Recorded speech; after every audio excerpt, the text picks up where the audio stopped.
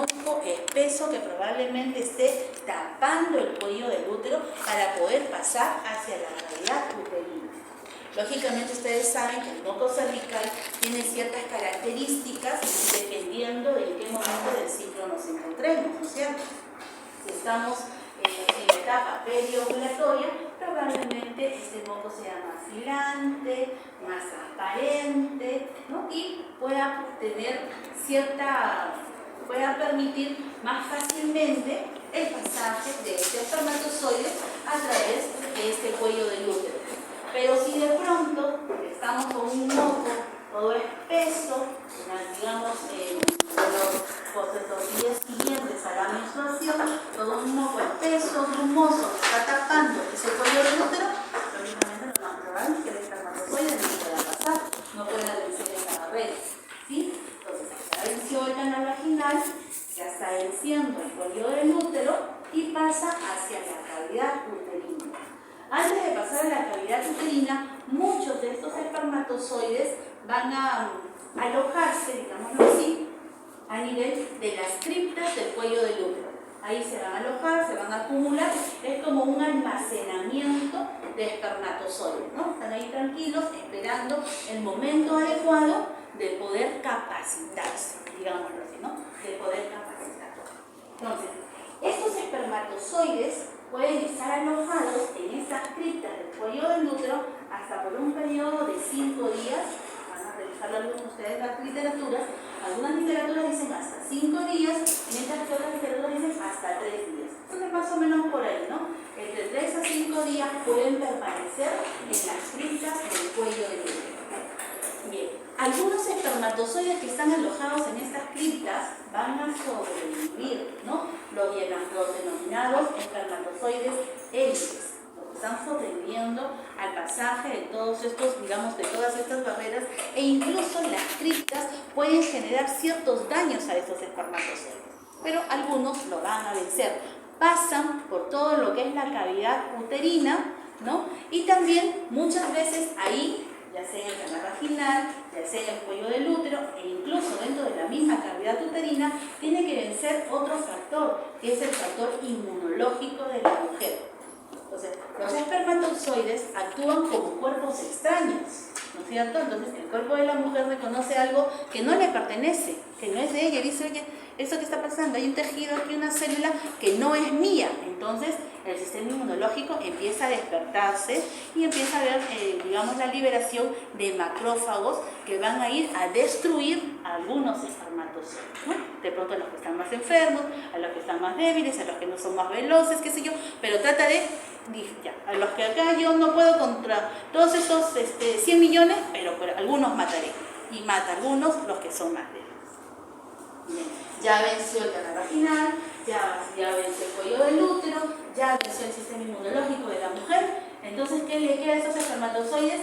Seguir migrando y llegar a la trompa uterina, a nivel del istmo, ¿cierto? Del istmo tubario. Bien, entonces eso es más o menos lo que hemos mencionado hasta ahorita. Los espermatozoides, para que puedan ser fecundantes, tienen que vencer obstáculos y capacitarse. ¿Qué significa capacitarse? Modificarse el espermatozoide, adaptarse, ¿no? Adaptarse al entorno que tiene que vencer, y también tiene que modificar su forma de motilidad. Tiene que haber una hiperactividad del espermatozoide, ¿no? Entonces, eso consiste en todo lo que es la capacitación. Lo que habíamos mencionado, hay espermatozoides que se almacenan a nivel del cuello del útero, hay algunos que son élites, ¿no? Como que son los que sobreviven y pasan a nivel del istmo. Bien, entonces, ya sufrió la capacitación espermática. Estos espermatozoides ahora tienen que vencer, pasar ese istmo tubárico para llegar al ovocito. Y ahí la tienen más difícil todavía, porque a nivel del ovocito tienen que pasar 3 estructuras: la corona radiada, la zona pelúcida y la membrana del ovocito. Son 3 estructuras que tienen que vencer para llegar finalmente a unirse con el ovocito secundario. Bien, entonces, la capacitación espermática que estamos mencionando es una serie de modificaciones también que se dan a nivel del espermatozoide, como hemos dicho, adaptaciones a nivel de iones intracelulares, adaptaciones metabólicas, adaptaciones de glicoproteínas, ¿no? Toda una serie de modificaciones que sufre el espermatozoide para poder adaptarse al medio y favorecer la penetración a la zona, a la corona radial. Bien, ¿qué características tiene la capacitación espermática? Es un fenómeno reversible, ¿sí? Es un fenómeno no sitio específica ni especie específica. El tiempo de capacitación es variable y lógicamente va a depender de las características fisiológicas de los espermatozoides, porque muchos de estos no van a poder adaptarse, no van a poder generar esas modificaciones moleculares y simplemente van a morir. Lo que les mencionaba, entonces esa capacitación espermática lo que va a generar es que este espermatozoide pueda pasar ¿a quién? Pueda pasar la corona radiada. ¿Qué es la corona radiada? ¿Quién me dice qué es la corona radiada? Solo sé que evita la termogénesis. Evita la termogénesis cuando pasan, para evitar que pase más de la termogénesis. Polipenia. ¿Ya? Ahí no, la corona radiada no evita la polipenia. Ah, no, es una pelúcida. La zona. Exactamente, porque son las pelúcidas. La corona radial protege al óvulo. Ya. La corona radiada es el conjunto de células foliculares o también células de la granulosa, como se conoce ya por el montón de capas que tiene. Es el conjunto de células de la granulosa, como bien dice el doctor, que va a proteger a este ovocito secundario. Lo protege, ¿no es cierto? Lo recubre y lo protege, es como su ejército que ahí lo está rodeando y evita que este ovocito secundario sufra algún daño o algún traumatismo cuando está pasando a través del tercio externo de la trompa uterina. Evita que entre mucho en contacto con los cilios y con la musculatura de la trompa uterina, de esa manera no sufre ningún daño.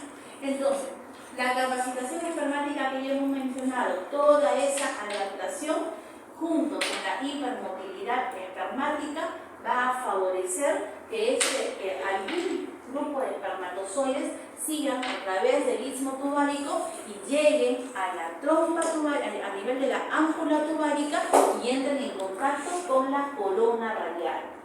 Recuerden ustedes que el espermatozoide tiene una organela importante.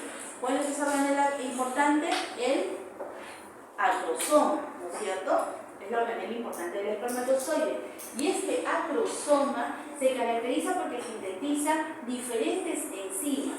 Pero dentro de esas diferentes enzimas, dos son las más importantes que tenemos que recordar: la hialuronidasa y la acrosina. Entonces, ¿qué tenemos? Nuestros espermatozoides bien capacitados se ponen en contacto con la corona radiada. La corona radiada, ya hemos dicho, es un cúmulo de células de la granulosa que están fuertemente unidas por ácido hialurónico. Entonces, como por lógica decimos ácido hialurónico, un acrosoma tiene que liberar hialuronidasa para poder desintegrar todo ese ácido hialurónico y poder penetrar adecuadamente la corona radial. ¿Sí? Entonces, tenemos nuestro espermatozoide que está liberando hialuronidasa y está penetrando fácilmente esa corona radial. Bueno, yo estaba teniendo una clase ayer con la profesora práctica y mencionó la tripsina. Ya, sí, la tripsina también, pero más importante es la hialuronidasa. La hialuronidasa, porque la hialuronidasa es la que permite que haya unos enlaces fuertes, más resistentes, entre las células de la granulosa y la corona radial. La hialuronidasa es mucho más importante. ¿Ya? Entonces, tenemos ahí que libera la hialuronidasa, rompe esas uniones de ácido hialurónico y permite su ingreso a ponerse en contacto con la zona pelúcida. Es el siguiente paso por vencer. Bien, ya habíamos dicho que también para que este espermatozoide pueda atravesar adecuadamente la corona radiada, tiene que modificar su forma de movimiento, ¿no es cierto? Entonces, este no es un movimiento adecuado, digamos, el espermatozoide no tiene un movimiento lineal para poder vencer fácilmente las barreras y poder ganar al resto de sus compañeros, por decirlo así. Cambia, hay una hiperactividad y esa hiperactividad de este espermatozoide se traduce con movimientos curvatorios, ¿no? Como este de acá, tipo látigo que los impulsan a dar como unas especies de saltos, de tal manera que avanzan mucho más rápido. No es horizontal, no es lineal el movimiento del espermatozoide. Los que se mueven así, pues van a quedarse atrás y no van a tener opción jamás de llegar a unirse al ovocito secundario. Bien, entonces ahí tenemos la hiperactivación del espermatozoide, que es el cambio en el modelo del movimiento. Eso también es como consecuencia de la capacitación espermática. ¿Y qué características tiene esta hiperactivación? Incremento de la asimetría, ¿no? La asimetría de las curvaturas, incremento de esta amplitud de la curvatura flagelar, hay una baja progresión entre una y otra curvatura y el empuje es mucho mejor. Por este flagelo de acá, por esta cola, el empuje es mucho mejor, dan saltos mucho más grandes de movimiento cuando tienen este tipo de, digamos, de forma de moverse, ¿no? Entonces, esta hiperactivación del espermatozoide, ¿qué favorece? Que los espermatozoides que están a nivel del istmo tubárico salgan, ¿no? Empiecen a liberarse de esta zona del istmo tubárico y con esos movimientos ellos van a migrar rápidamente ¿a dónde? A la ámpula tubárica y por supuesto va a permitir que estos espermatozoides venzan la primera barrera de ese ovocito secundario, que es la corona radial. Bien, entonces acá lo que habíamos mencionado, tenemos la penetración de la corona radiada. Ya sabemos que todo esto es la corona radiada, que es un cúmulo de células de la granulosa unido por ácido hialurónico. El acrosoma de este espermatozoide libera hialuronidasa, destruyendo el ácido hialurónico y permitiendo el contacto que entre en relación con la zona pelúcida. Bien, entonces, una vez que el espermatozoide entra en contacto con la zona pelúcida, se produce la reacción acrosómica, ¿sí? Vamos a ver qué es la reacción acrosómica más adelante. ¿Qué características tiene esta penetración de la zona pelúcida? Primero, hay una interacción del espermatozoide con el ovocito, ¿no? Al penetrar la zona pelúcida ya hay una interacción directa de este espermatozoide con la membrana del ovocito. Esta tiene una, digamos, una acción específica y esta es la que bloquea la poliespermia, ¿ya? Cuando el espermatozoide penetra la zona pelúcida se vuelve totalmente compacta, impermeable y no permite el ingreso de ningún otro espermatozoide más, ¿no? Eso es lo que evita, bloquea la poliespermia. Entonces, tenemos la reacción acrosómica. A lo largo, mientras se va dando la unión de este espermatozoide con la zona pelúcida, específicamente con una proteína denominada ZP3, entonces se va uniendo a esta proteína ZP3, el acrosoma de este espermatozoide libera otra enzima, que es la acrosina. La acrosina es la principal enzima responsable de la desintegración de la zona pelúcida. Entonces ingresa el espermatozoide completamente, con cola y todo, y se bloquea la zona pelúcida, no permite que nadie más ingrese. Esta es la reacción acrosómica, ¿no? Más o menos tratando de comprenderlo de manera sencilla. Acá tenemos el espermatozoide. Este de acá es la organela, que es el acrosoma, y este es el núcleo. Como ustedes pueden ver acá, el acrosoma está constituido de dos membranas. La membrana acrosomal interna y la membrana acrosomial externa. Recubriendo tanto al núcleo como al acrosoma, tenemos esta membrana plasmática del espermatozoide. ¿En qué consiste la reacción acrosómica? Entonces, una vez que el espermatozoide está liberando la acrosina, está desintegrando esa zona pelúcida, simultáneamente la membrana acrosomal externa y la membrana plasmática de este espermatozoide se fusionan y se retraen, como vemos acá. Se fusionan y se retraen. Entonces, ¿quién queda expuesto? La membrana acrosomial interna. Y esta membrana acrosomial interna es la que después entra en contacto con la membrana del ovocito, ¿sí? Para finalmente poder hacer que permita el ingreso del pronúcleo masculino. Entonces, tenemos la reacción acrosómica. ¿Cuáles son las características de esta reacción acrosómica? Es un fenómeno irreversible, es estrictamente necesario para que se produzca la fecundación y ocurre en la superficie de la zona pelúcida del ovocito antes de que complete su penetración. Entra en contacto, apenas entra en contacto, el acrosoma libera la acrosina, se va desintegrando esta zona pelúcida y se va desintegrando la membrana acrosomial externa con la membrana plasmática de ese espermatozoide, se retrae, solamente queda libre, digamos, la membrana acrosomial interna y penetra la zona pelúcida y la zona pelúcida se bloquea. ¿Sí? ¿Se entendió la secuencia? Ahora, básicamente esto, lo que trata y lo que les hemos mencionado yo, la penetración de la zona pelúcida y su estabilidad, lo que evita es la poliespermia, la fecundación de ese ovocito por más de un espermatozoide. Ya saben que esto se da a nivel de la zona pelúcida gracias a la reacción acrosómica.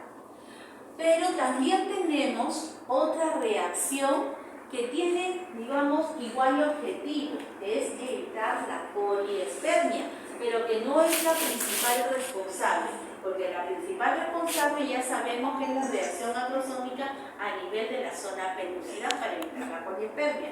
Tenemos la reacción cortical. ¿Cuál es la reacción cortical? Es la relación o es la reacción que se da cuando ya existe la relación entre la membrana acrosomial interna y la membrana citoplasmático del ovocito secundario. Cuando esas dos membranas entran en contacto, se produce una reacción cortical. ¿Qué quiere decir esto? Que la membrana del ovocito ya se torna impermeable a un nuevo espermatozoide que pueda ingresar por ahí. Bien, tenemos entonces, ya se produjo la fusión del espermatozoide, de la membrana del espermatozoide con la membrana del ovocito, ingresa todo el espermatozoide, lo que queda de la cabeza del espermatozoide, con la cola, con su pronúcleo, ingresa todo a ese ovocito secundario que también tiene su pronúcleo, se unen los pronúcleos y da lugar al desarrollo del huevo o cigoto. Hasta ahí la fecundación. ¿Alguna pregunta? ¿Algo? De repente, como ya llevaron la clase, como dice la doctora, de repente algún comentario o algo. ¿Nada? ¿Qué pasa la anfimixis? Justo en la que acaba de mencionar.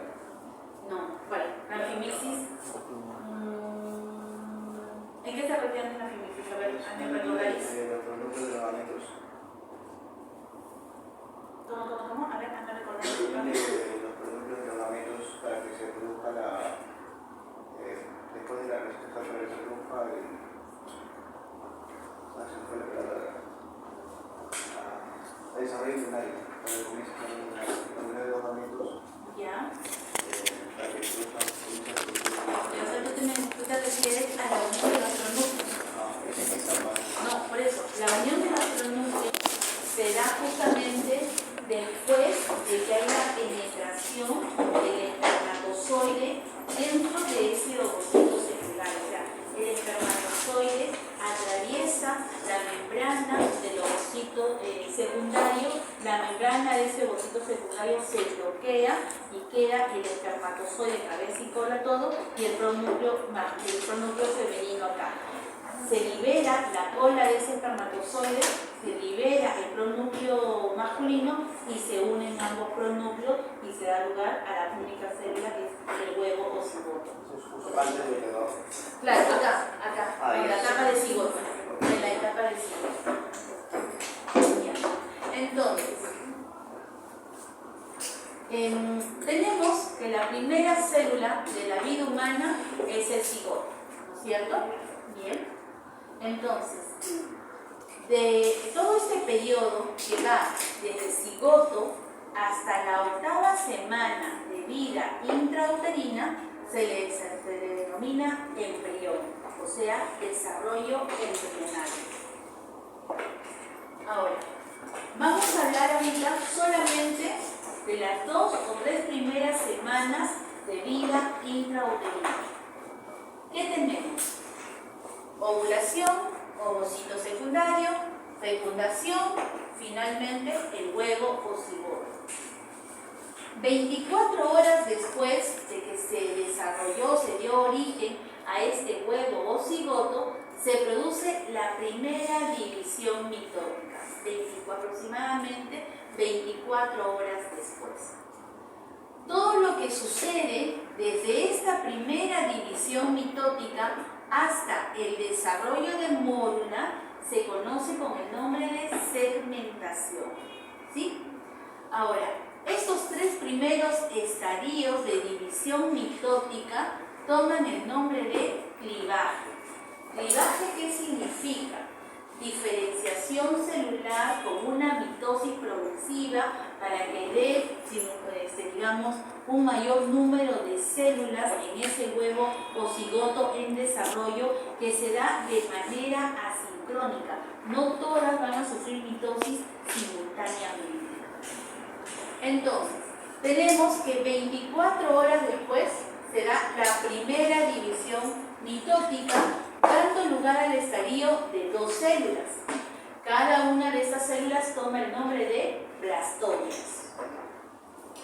Se produce la segunda división mitótica, las 4 células, tercera división mitótica, 8 células. Y ahí termina ese proceso de clivaje. Una vez que la célula adquiere ya esta etapa de 8 células, sufre un proceso denominado compactación celular. ¿Qué significa la compactación celular?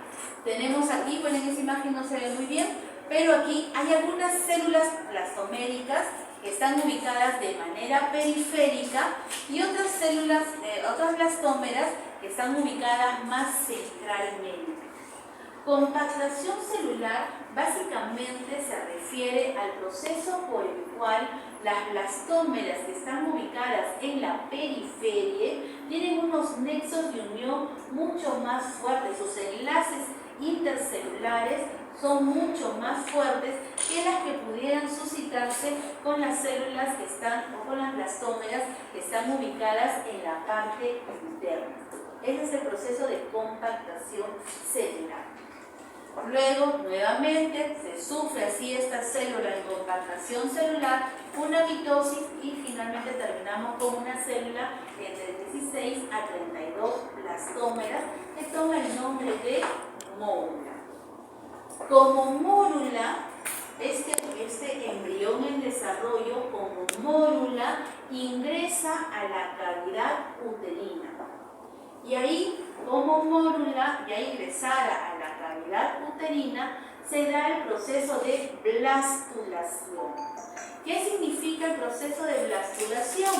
Simplemente el desarrollo del blastocisto, nada más. Desarrollo del blastocisto. ¿Es un resumen?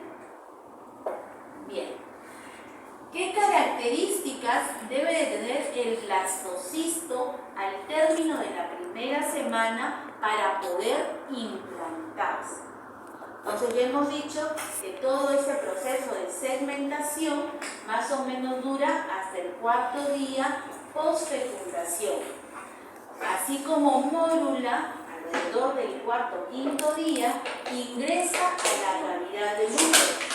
A partir del 5º día post-fecundación se da lo que es la blastulación, es decir, el desarrollo del blastocisto.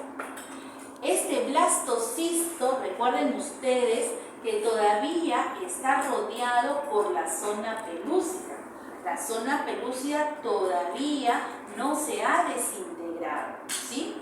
¿Por qué es importante la zona pelúcida?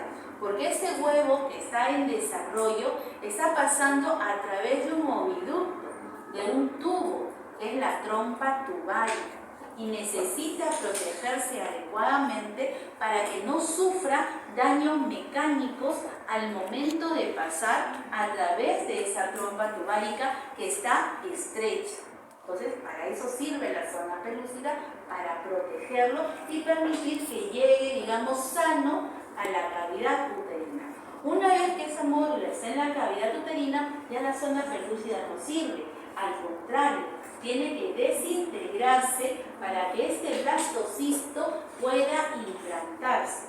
Porque si está con la zona pelúcida, tampoco puede implantarse. Bien, tenemos aquí el blastocisto. ¿Qué características tiene este blastocisto? Habíamos hablado de la compactación celular, ¿cierto? Habíamos hablado que las células de la periferia tienen unos nexos intercelulares, unos enlaces mucho más fuertes, más compactos. Entonces, estas células de la periferia, de esa célula compactada de la mórula, van a diferenciarse en un tejido denominado trofoblasto o masa celular externa. Este trofoblasto, o a partir de este trofoblasto, es que se desarrolla la placenta. Por otro lado, las blastómeras que estaban dentro de esta compactación, todas esas blastómeras del centro, van a unirse entre sí y se van a dirigir hacia el polo embrionario. Y todo ese grupo celular toma el nombre de masa celular interna o embrioblasto, que desarrolla el embrión, da lugar al desarrollo del embrión.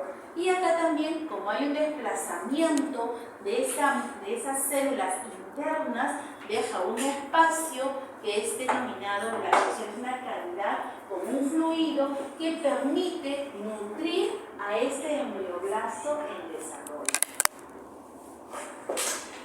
Bien, entonces, ¿qué es lo que tenemos? Lo que habíamos mencionado, ¿no? Ya tenemos la mórula, ingresa a la cavidad, se da lugar la blastulación, tenemos el blastocisto, ya se ha formado el blastocisto, pero este blastocisto tiene que liberarse de la zona pelúcida.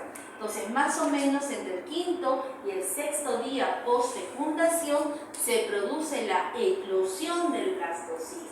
El blastocisto se libera de la zona pelúcida y se implanta. ¿Dónde se implanta? A nivel del endometrio, que es la mucosa de revestimiento del útero. Bien, entonces acá tenemos la implantación del blastocisto. Tenemos que esto se da ya aproximadamente al 7º día, ¿cierto? Ahora, acá a nivel del blastocisto que ya se está implantando, está penetrando cada vez más esta mucosa endometrial, el útero, ¿no? Que tiene que terminar totalmente introducido dentro de esta mucosa uterina para que ahí pues, siga su desarrollo como embrión. Esto lo hace gracias a este tejido trofoblástico, sobre todo gracias al inciso sincicio trofoblasto es el que tiene esa capacidad de invadir el endometrio. Entonces, ¿qué es lo que tenemos? Tenemos externamente la masa celular externa denominada trofoblasto.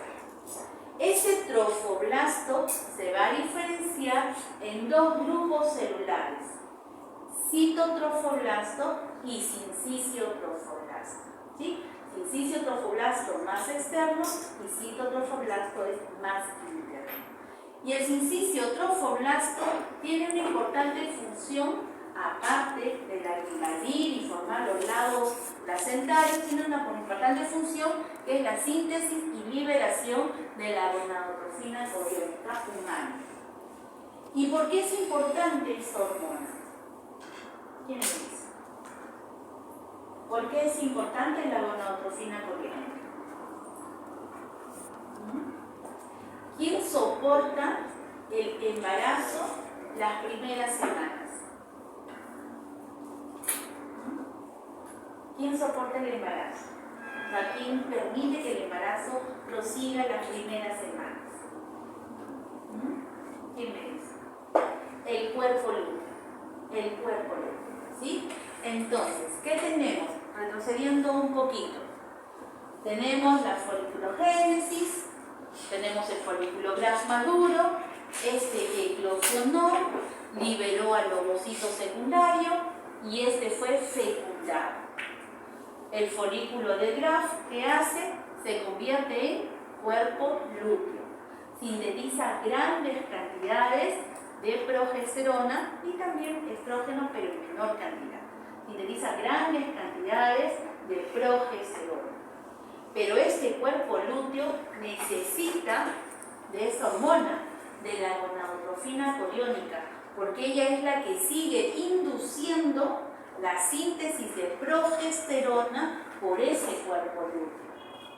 ¿Y por qué es importante la progesterona? Porque la progesterona va a permitir los primeros cambios, ¿no es cierto?, de nidación de ese endometrio para el huevo cigoto que se va a implantar. Por otro lado, la progesterona estimula la síntesis y liberación de glucógeno, que es el principal nutriente para este embrión en sus primeros días de desarrollo. Hay esa secuencia, ¿no? Entonces, tenemos que la gonadotrofina coriónica, tenemos nuestro huevo cigoto que está invadiendo el endometrio, pero necesita de nutrirse. Muy bien, entonces, ¿qué hace? El sincicio trofoblasto libera gonadotrofina coriónica, va hacia el cuerpo lúteo, estimula el cuerpo lúteo, este libera progesterona y esa progesterona favorece que este embrión siga, digamos, su desarrollo normal porque lo está nutriendo. ¿Entendido, no? Bien, entonces, ya hemos dicho que esta masa celular externa se divide en dos grupos celulares: sincicio trofoblasto más externamente y citotrofoblasto internamente. Lo mismo sucede con el embrioblasto. El embrioblasto también se divide o se separa en dos grupos celulares. ¿Cuáles son estos? El epiblasto y el hipoblasto. Acá estamos. Entonces, a finales de la primera semana, ¿qué tenemos? Tenemos ya un blastocisto, ¿no?, con una masa celular externa que ya se está diferenciando en citotrofoblasto y sincicio trofoblasto, y ya tenemos también nuestro embrioblasto que se está diferenciando también en epiblasto e hipoblasto. Entonces, estas dos capas celulares se denominan en conjunto el disco germinativo bilaminar. ¿Ya? Bien. Acá tenemos la misma imagen, ¿no? La formación del disco germinativo bilaminar, ya saben ustedes que está constituida por epiblasto hacia arriba, hipoblasto hacia abajo.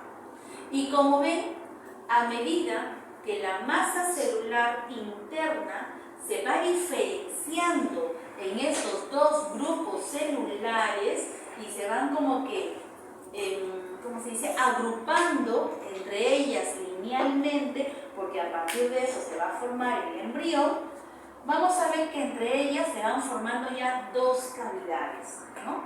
Que vamos a ver que son la cavidad amniótica y el saco uterino. Acá tenemos.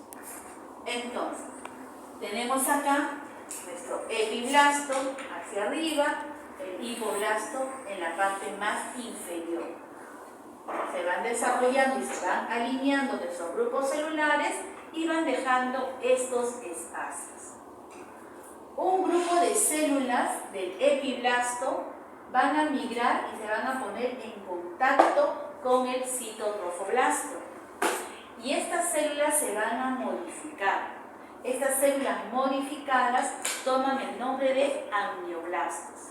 Por lo tanto, ¿qué están recubriendo? La cavidad amniótica. ¿Sí? Entonces, la cavidad amniótica, por un lado, está recubierta por amnioblastos y por otro lado por epiblastos. Lo mismo sucede hacia la parte de abajo. Tenemos que células del hipoblasto se van a modificar y van a migrar, se van a tornar aplanadas y van a migrar bordeando lo que queda del trofoblasto. Van a empezar a recubrir la parte más interna de ese trofoblasto. Y todo ese conjunto de células que bordean todo ese trofoblasto que queda toma el nombre de membrana exocelómica o de Hauser. ¿Y qué tenemos acá en el centro? Esta cavidad que es el saco uterino primitivo.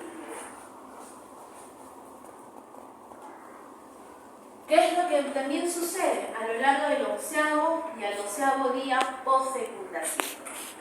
Tenemos, ya hemos visto que ya se ha formado nuestra cavidad amniótica hacia arriba y hacia abajo el saco uterino, ¿cierto? Pero en algún momento del desarrollo, ¿qué es lo que sucede? Tenemos aquí el citotrofoblasto y la membrana exocelómica. Entre estos dos tejidos va a haber la proliferación de un tejido mesenquimal, dando lugar al desarrollo del mesodermo extraembrionario. ¿Sí? El mesodermo extraembrionario. Un grupo de células que paulatinamente en el tiempo se van a ir separando entre sí, formando estos lagos. Formando esos lagos que al final van a confluir. Todas ellas van a confluir en un único espacio. ¿Cómo se va a denominar ese espacio? Cavidad coriónica o extraembrionaria.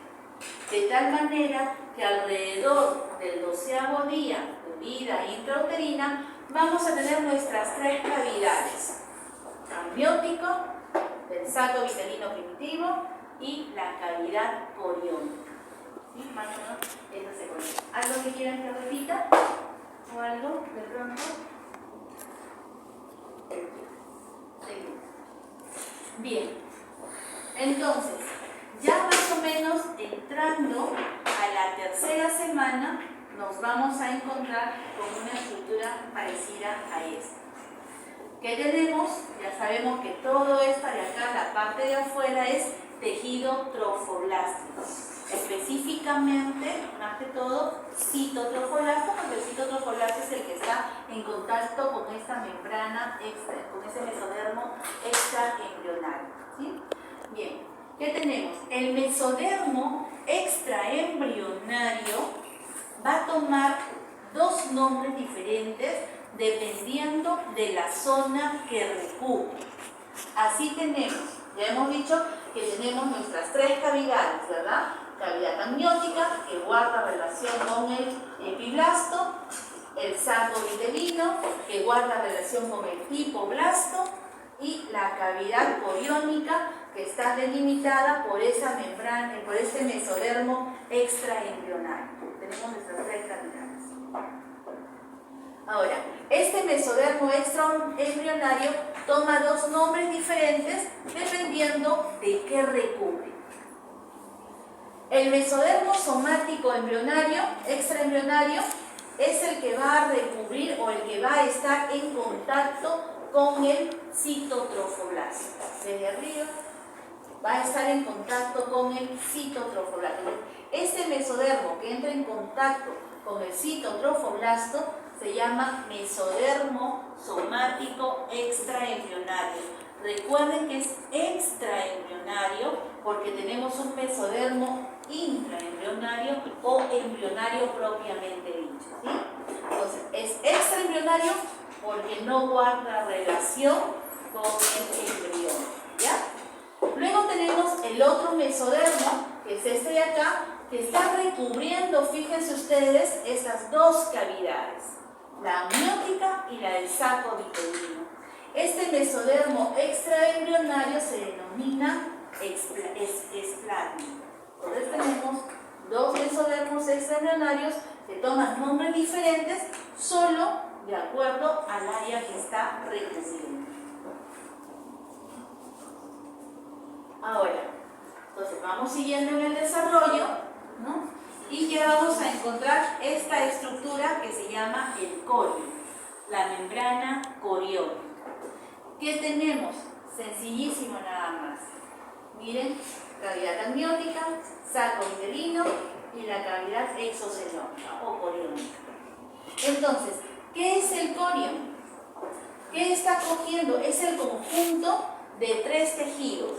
El corium es el conjunto de tres tejidos de la membrana, de este mesodermo extraembrionario que ya toma el nombre de placa coriónica. Ya no se llama mesodermo extraembrionario en este momento de la fecundación, sino que toma el nombre de placa coriónica. Tenemos el mesodermo extraembrionario somático, porque ya hemos visto que guarda relación con el citotrofoblasto, el citotrofoblasto y el sinciciotrofoblasto. Todas estas membranas en conjunto se denominan corio. Todas en conjunto se denominan corio. Bien, ¿qué es lo que tenemos dentro? Y ya una vez que tenemos esas membranas fusionadas que toman el nombre de corio, eso ya se llama cavidad coriónica. ¿Y qué tenemos dentro de esta cavidad coriónica? Está suspendido, ¿quién? El disco bilaminar. El disco germinativo bilaminar queda suspendido dentro de esa cavidad coriónica, pero no está aislada. Este disco germinativo bilaminar junto con ambas cavidades está anexada, digamos, a todo este tejido trofoblástico gracias a este películo de fijación. En este películo de fijación se van a desarrollar los vasos del cordón umbilical.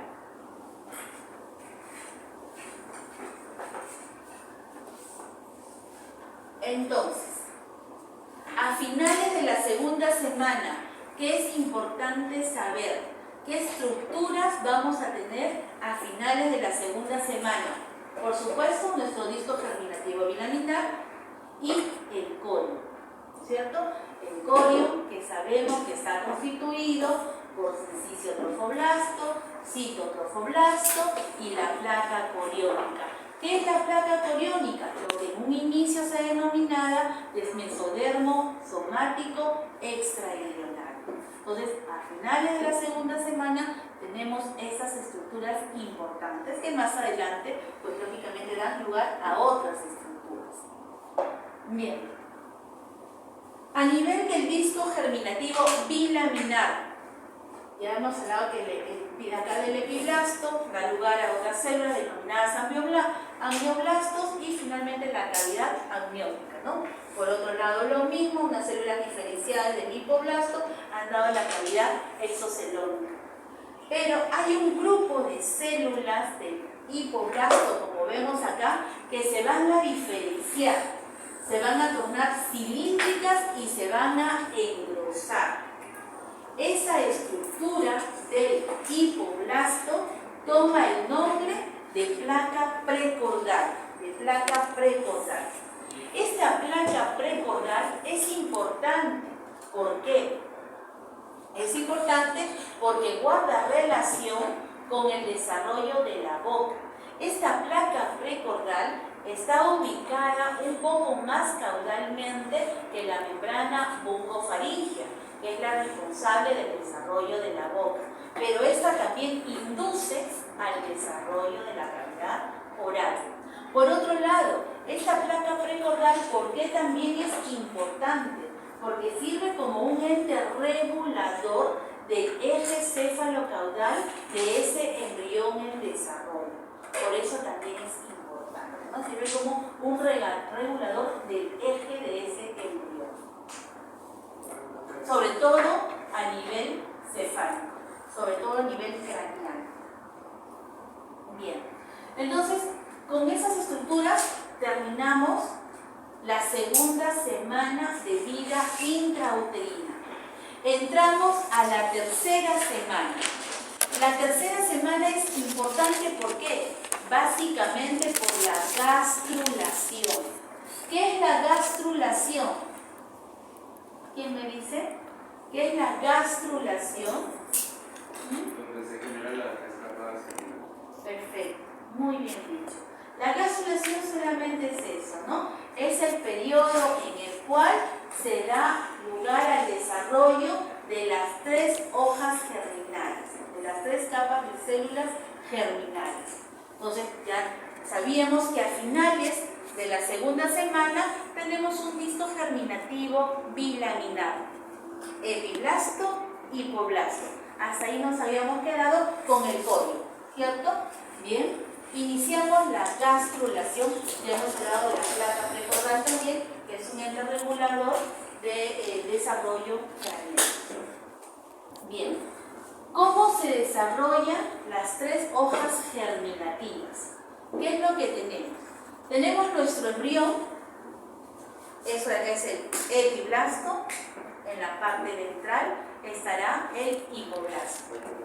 Entonces, ¿qué tenemos en este embrión? A nivel de la región caudal,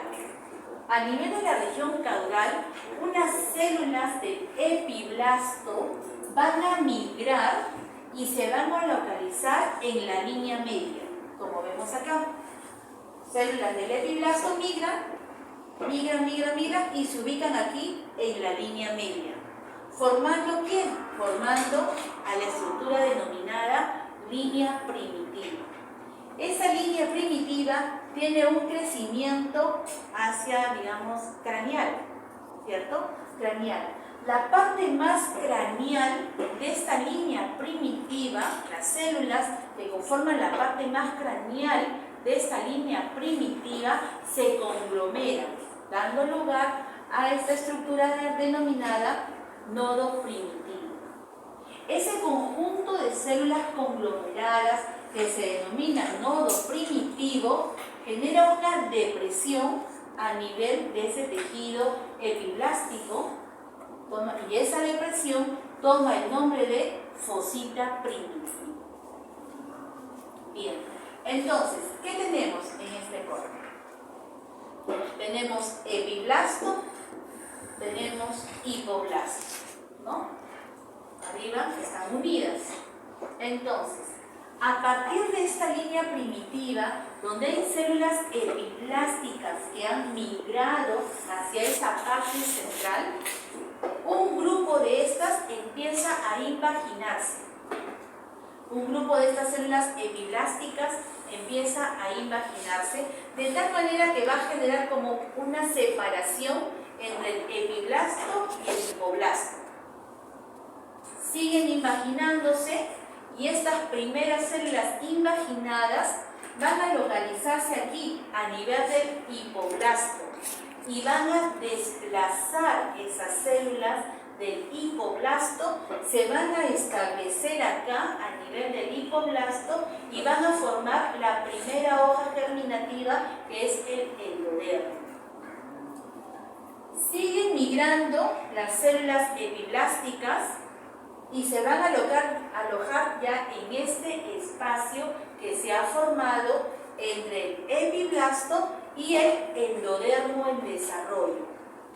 Estas células que se ubican aquí en este espacio van a dar lugar al desarrollo de la segunda hoja germinativa, que es el mesodermo embrionario.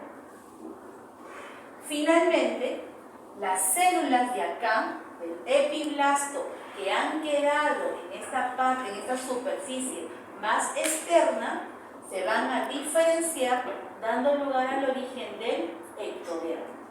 ¿Sí? Entonces, de esa manera se forman las 3 hojas germinativas. Bien, ahí tenemos, ¿no? Ahí tenemos las células que van diferenciándose. Primero se forma el endodermo, luego el mesodermo y finalmente el ectodermo. Ahí tenemos eso. Y esto constituye el disco germinativo trilaminar, es decir, la gastrulación. Ahora, el mesodermo, ¿no? El mesodermo se va a diferenciar en 3 grupos celulares y cada uno de estos grupos celulares finalmente dará estructuras específicas.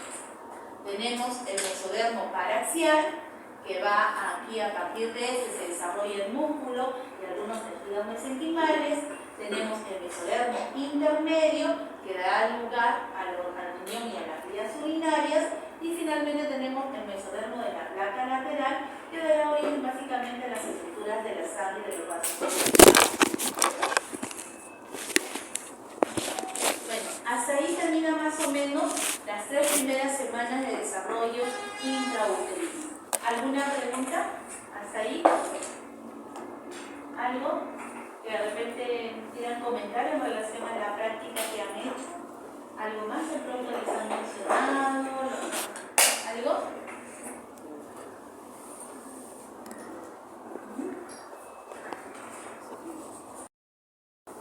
Sigamos también nos indica que debemos de tocar algunos temas como infertilidad, aborto, embarazo ectópico y enfermedad profiláctica gestacional. Solamente voy a dar cosas puntuales porque en realidad ya cuando lleven ginecología lo van a ver a profundidad, ¿sí? Entonces esto, por ejemplo, no lo voy a tomar en el examen, no creo que van a hacer orden de biología del examen, ¿no?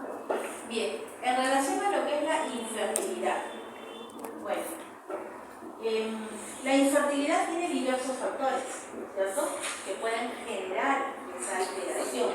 Factor tumárico, factor uterino, factor cervical, factor de disfunción ovárica, factor hipotalámico. Es decir, cuando tenemos una pareja infértil tenemos que evaluar los diferentes factores para poder determinar dónde está el problema. Pero hay ciertos factores que van a regular la tasa de fecundidad de una población. El índice de matrimonios, el índice de anticoncepción. Lo bueno es que cada vez hay más parejas que digamos, aceptan los diferentes métodos anticonceptivos, ¿no?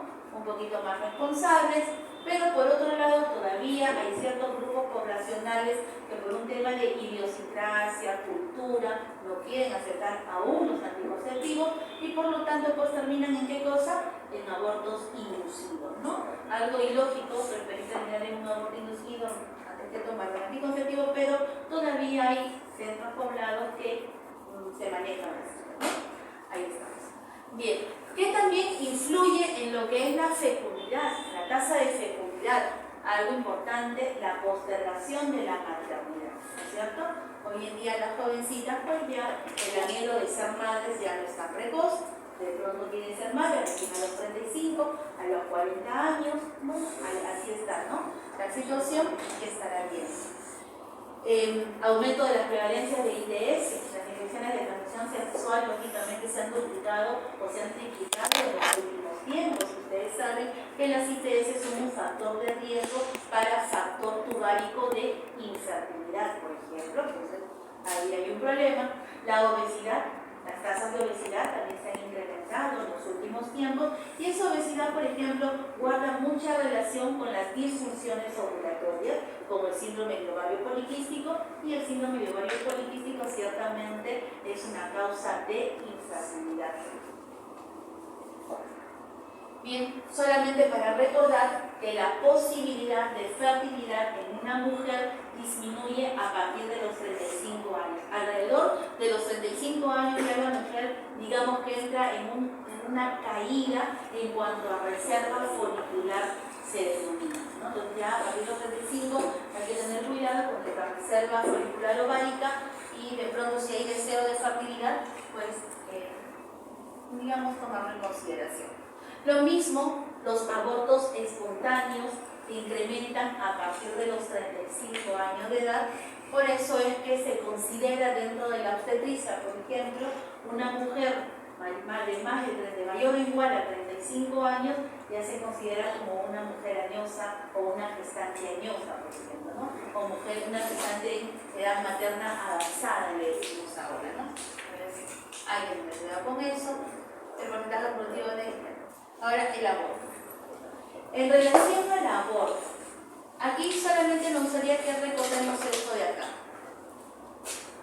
En realidad, las posibilidades de que un embarazo llegue a buen término no es muy alta, porque como ven ustedes ese gráfico, del 100% de embarazos que nosotros podemos tener, solo el 20% tienen la posibilidad de culminar adecuadamente.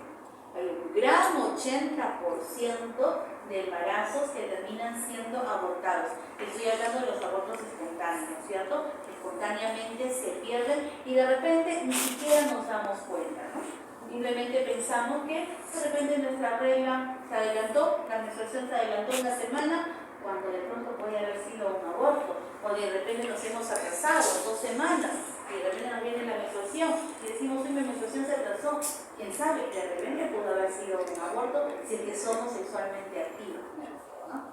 Entonces, fíjense ustedes que esto es muy importante, solamente hay un 20% de posibilidades de que un embarazo nuestro llegue a un buen término y la mayoría lo perdemos y ni nos damos cuenta. Bien, ¿cuál es la definición del aborto? Es la pérdida parcial o total, espontánea o provocada del producto de la gestación por una edad gestacional de menos de 22 semanas. Esa es la definición de aborto. Ahora, si no tenemos la edad gestacional, porque no tenemos una ecografía previa o una fecha de última regla, entonces tomamos en consideración el peso o la longitud corononalga, ¿no? Aborto por debajo de 500 gramos o con una longitud corononalga de menos de 25 centímetros. Causas del aborto. A la cabeza, las causas ovulares. El 60% de los abortos tienen como causa las alteraciones cromosómicas, es decir, las ovulares. Luego tenemos las de orden materna, ¿cierto?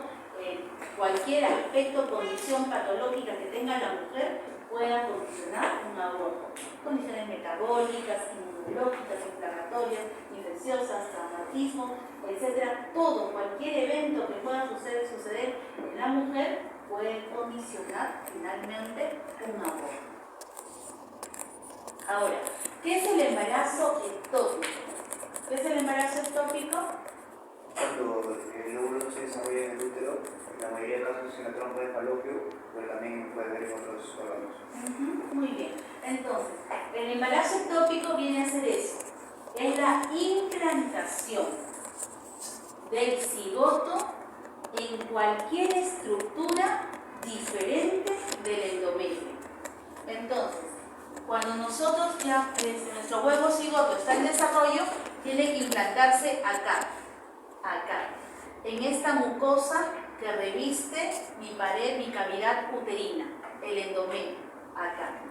Todo lo que se aloja fuera de esta zona es un ectópico. Puede ser a nivel de la trompa, tubario, puede ser a nivel ovárico, puede ser a nivel ísmico, a nivel cervical, a nivel abdominal, a nivel de ligamento ancho, en fin, donde se aloje es un embarazo ectópico, ¿no? Todo lo que esté fuera del endometrio. Y como bien dijo el doctor, la zona más frecuente de alojarse del embarazo ectópico es a nivel de la trompa tubaria. y dentro de la trompa tubárica a nivel angular, porque ahí es donde frecuentemente se produce la fecundación, ¿no es cierto? Entonces, por algunos factores mecánicos obstructivos o de peristaltismo de la trompa tubárica, ese huevito fecundado no puede pasar a la cavidad uterina y se queda ahí, se desarrolla ahí y se produce un ectópico en esta trompa estallándose. Y pues esa es una emergencia obstétrica, digamos, ¿no? Bien. El embarazo ectópico, lógicamente, es causa de muerte materna. 10 veces más posibilidad de morir que cuando la mujer es sometida a un parto vaginal, y tiene 50 veces más posibilidades de morir que cuando se provoca un aborto inducido. Así de peligroso es el embarazo ectópico, ¿no? Es la principal causa de muerte materna en el primer trimestre del embarazo. En el primer trimestre del embarazo tenemos 3 causas de hemorragias: el aborto, el embarazo ectópico y las enfermedades trofoblásticas gestacionales.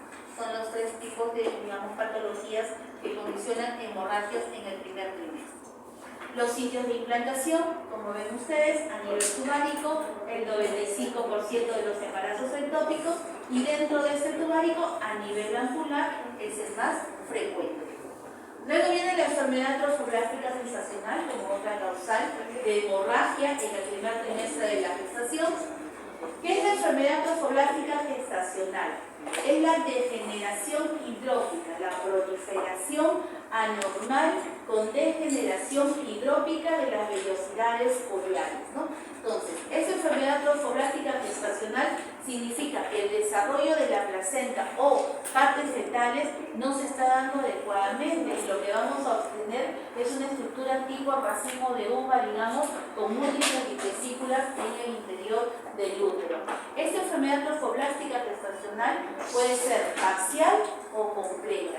Parcial cuando tenemos anomalías en el desarrollo de la placenta y por ahí que se desarrolla el feto, pero lógicamente no tiene buen fin este tipo de, digamos, de enfermedades trofoblásticas parciales.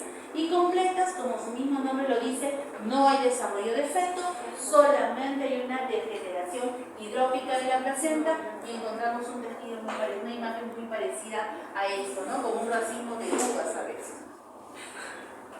Bueno, una clasificación de la enfermedad trofoblástica gestacional, y eso es lo más importante. En relación a la causa de las enfermedades trofoblásticas gestacionales, en realidad todavía se desconoce, no hay una causa muy específica, pero se considera que puede ser por una anomalía del ovocito, es decir, que este ovocito puede ser nulisómico o de pronto que este ovocito ha sido fertilizado por 2 espermatozoides, ¿no? Se puede postular esas hipótesis. Entonces, en el caso de una mola hidatiforme completa, por ejemplo, se postula que esto puede ser dado por un ovocito nulisómico, ha sido fertilizado por un espermatozoide haploide, el cual ha duplicado su material genético. Entonces, ¿qué obtenemos? Un cariotipo 46XX, que pudiéramos considerarlo normal, 46XX, pero no es normal porque el material genético tiene un recuento normal, pero secundario a la duplicación del material genético de ese espermatozoide. Y para que sea normal, saben ustedes que tenemos que tener aporte de la madre y aporte del padre. No puede haber un aporte de una sola línea parental. Luego tenemos la otra posibilidad, que se trata de un ovocito nulisómico y fertilizado por 2 espermatozoides. También nos puede dar un cariotipo normal, pero ya saben que no es normal, ¿cierto? Son dos digamos, carga genética solamente por la línea paterna. Y finalmente tenemos la mola hidatiforme parcial, que postulan que puede tratarse de un ovocito con una carga haploide normal, pero que es fertilizado por 2 espermatozoides y pues nos da ese cariotipo que ya hemos dicho que no tiene ninguna posibilidad de vivir. Los factores de riesgo riesgo básicamente tenemos la edad materna avanzada y cuando la mujer ha tenido como antecedente un embarazo molar previo. Entonces los síntomas, el más frecuente es el sangrado y el dolor. Ahí terminamos. ¿Alguna pregunta para hablar de las